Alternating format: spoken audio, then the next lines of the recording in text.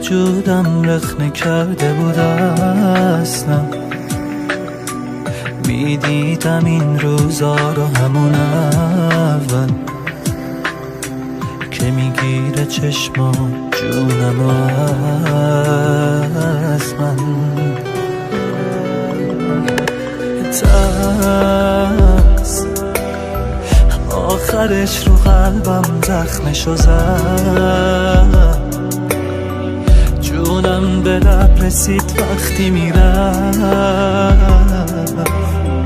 هرچی صداش میکردم بر نمیگشت. چرا بر نمیگشت؟ میترسیدم نباشی بارون بگیره. میترسیدم یه روزی پاییز بیاد و من نبینمت. میترسیدم میبینی آخرش سرم اومد از هرچی که میترسیدم. میترسیدم نباشی بارون بگیره.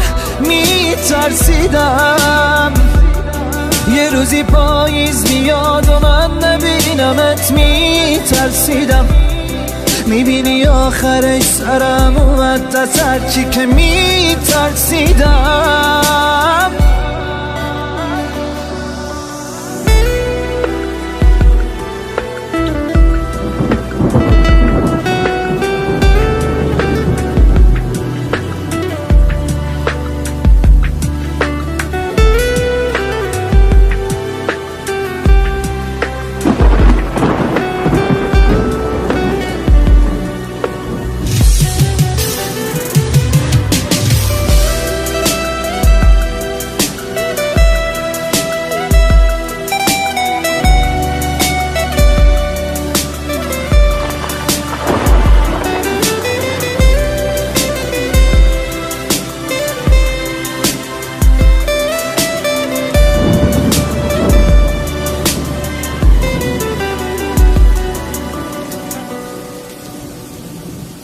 تو همه آبروم بودی، هدر دادم تو را.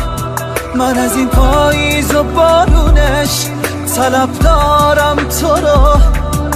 من از آخرای جاده خبر دارم نرو. آخه کی مثل من میتونست بلد باشه تو رو. میترسیدم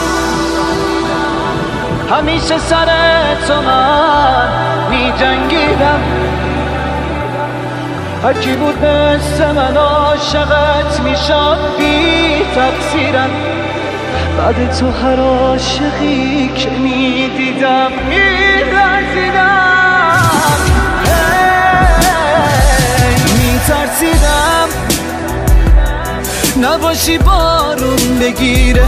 می ترسیدم یه روزی پاییز بیاد و من نبینمت. میترسیدم میبینی آخرش سرم اومد از هرچی که میترسیدم.